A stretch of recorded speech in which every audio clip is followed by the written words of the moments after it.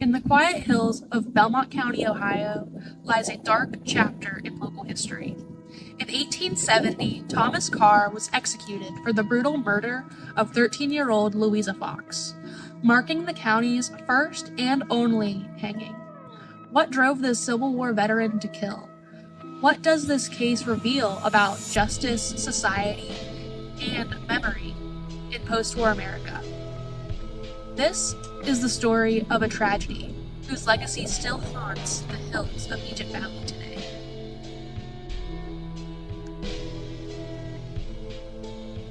Thomas David Carr was born in 1846 near Sugar Hill, Marshall County, West Virginia, just outside of Wheeling. His early life was steeped in instability. His family moved frequently, and by age 8, Carr was already familiar with the inside of a courtroom. By 14, he was sentenced to the chain gang for petty theft.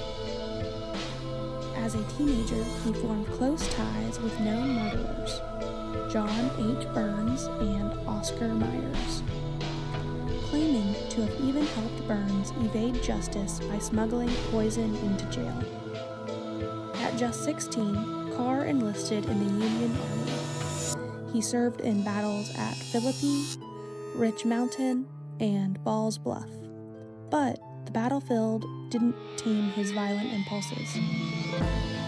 In his chilling confession, Carr claimed he deserted his post frequently to commit murder, rape, and robbery behind enemy lines. While a prisoner at Libby Prison in Virginia, he said he killed 3 more men.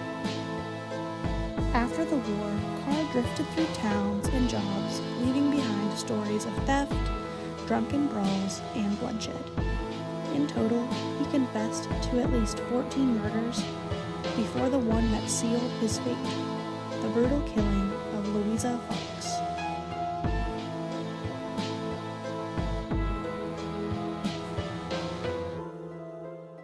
I'm standing near the very spot where Louisa Fox was murdered, right here in Egypt Valley.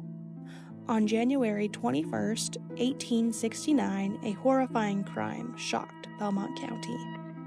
13-year-old Louisa Fox, a girl of humble means and good character, had been working as a domestic helper near Sowellsville. Thomas Carr, a coal miner laboring on the same property, became obsessed with her.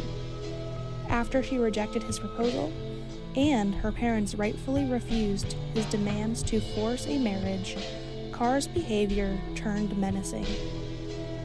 That Thursday afternoon, Louisa and her younger brother were walking home when Carr, lying in wait, emerged to join them. The boy later told authorities that Louisa warned him Carr had threatened to kill her.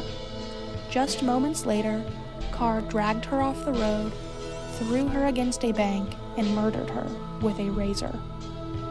When her father arrived at the scene, Louisa lay in a ditch.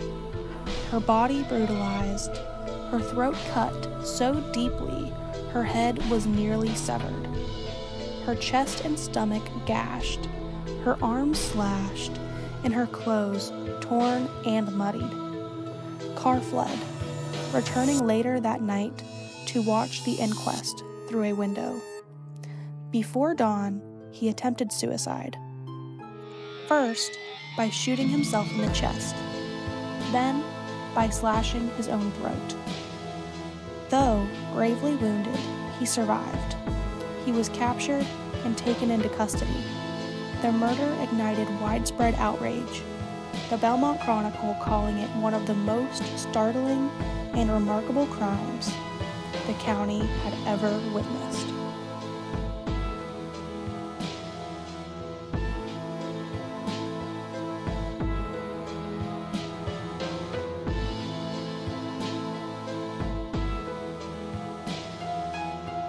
Carr was arrested and quickly confessed to the crime in chilling detail, but his confession didn't stop there.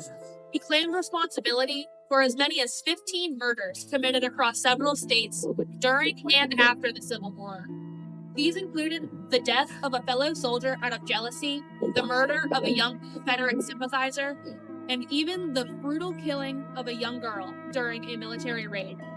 He shot a black man in Nashville for no apparent reason, killed a Baltimore streetcar conductor for not letting him ride for free, and helped beat a sutler to death in Virginia. His crimes came both alleged and confessed, painting the picture of a deeply disturbed and violent man. His trial for the murder of Louisa Fox was held at the St. Clairsville courthouse. The evidence and confession left little doubt. He was convicted and sentenced to death. Newspaper accounts printed him as a monster, while the public awaited justice with morbid curiosity.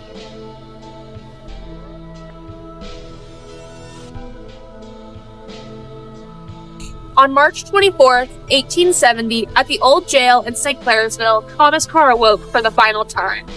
Just a few hours later, he would become the first and only person ever legally hanged in Belmont County. Carr began his morning in prayer. Joined by local ministers, he sang hymns and spoke of salvation. Two young girls, who had visited him almost daily in jail, were granted a final visit. He gave them rings and photographs, saying, "Keep these in remembrance of me, and promise to pray every hour of your lives that we may meet again in heaven." Before noon, Sheriff Hayes entered Carr's cell. His arms were bound, and a white shroud was placed over his shoulders. As the rope was fastened, Carr quietly said, "Oh, that's too tight," and it was gently adjusted. He handed the sheriff a gold ring, thanked him for his kindness, and even endorsed his re-election. The gallows had been constructed inside of the jail. As Carr stepped onto the trapdoor, he led those gathered in a hymn. "My latest sun is sinking fast." He then turned to the small audience with his final words. "Whiskey has brought me here. Banish it, and you banish crime. I am a murderer, but I know my sins are washed away. I hope to meet none of you again, unless it is in heaven." At 1:11 p.m., the trapdoor fell. Carr was pronounced dead just over 7 minutes later. Outside, hundreds stood in silence. Inside, only 35 people witnessed what became Belmont County's only legal execution. That same afternoon, Carr was buried here, in a modest Methodist cemetery. He was 24 years old. Carr's case reflected deeper social issues of the time. Post-war Ohio was a place of transition. Mental illness, untreated trauma, and alcoholism were rampant among veterans. Carr's execution raised questions about criminal justice, morality, and the limits of public punishment in a modernizing world. Today, Louisa rests near the site of her murder in Egypt Valley. Her grave has become a place of pilgrimage and mystery. Local legends claim her ghost wanders the valley.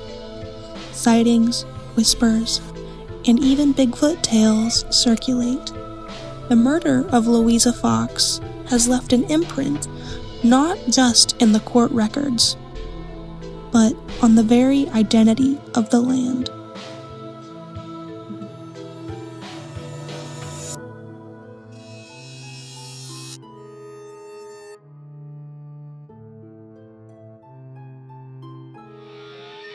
More than 150 years later, the story of Thomas Carr and Louisa Fox still resonates. It is a tale of tragedy, justice, and the ghosts we carry through history. In remembering them, we gain insight into a past that continues to shape our